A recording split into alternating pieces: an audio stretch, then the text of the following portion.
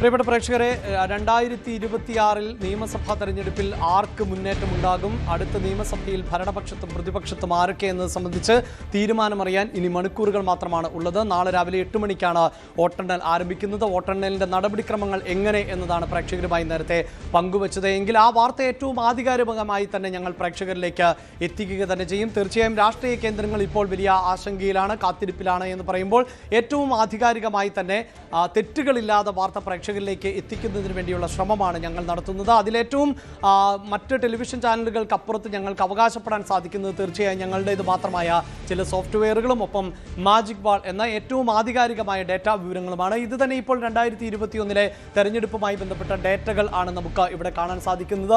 ഓരോ മുന്നണിക്ക് ലഭിച്ച വോട്ടുകൾ, ഓരോ മുന്നണിക്ക് ലഭിച്ച വോട്ടിംഗ് ശതമാനം, അതിൽ തന്നെ എന്ത് മാറ്റങ്ങൾ ആണ് ഉണ്ടായിട്ടുള്ളത് എന്നത് ഉൾപ്പെടെ നേരത്തെ നടന്നിട്ടുള്ള തെരഞ്ഞെടുപ്പുകളുമായി താരതമ്യം ചെയ്തുകൊണ്ട് തന്നെ പോകാൻ പറ്റുന്ന തരത്തിൽ ഉള്ള ഒരു സംവിധാനമാണിത്. ഇതാ ഇപ്പോൾ 2021 കണക്കിലേക്ക് വരുമ്പോൾ ഈ മാജിക് ബോളിൽ ആ ടാലി മാറുന്നത് നമുക്ക് കാണാൻ സാധിക്കും.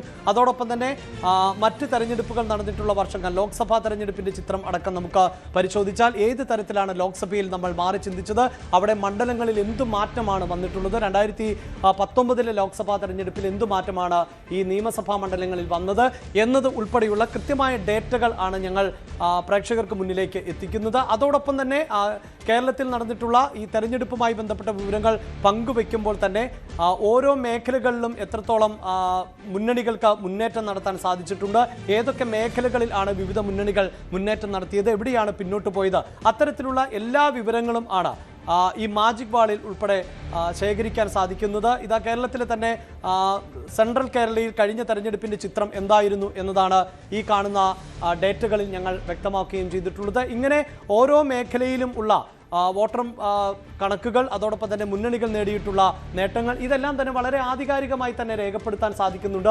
വോട്ടിംഗ് ശതമാനം ഉൾപ്പെടെ രേഖപ്പെടുത്താൻ സാധിക്കുന്നുണ്ട്.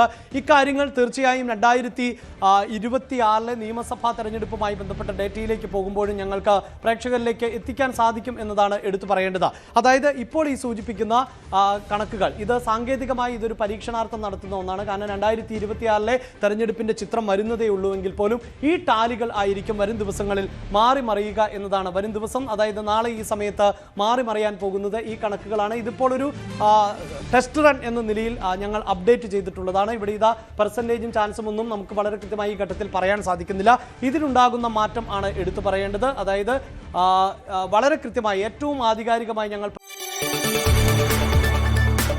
കൂടുതൽ വാർത്തകൾക്ക് News 18 Keralam YouTube channel subscribe ചെയ്യുക.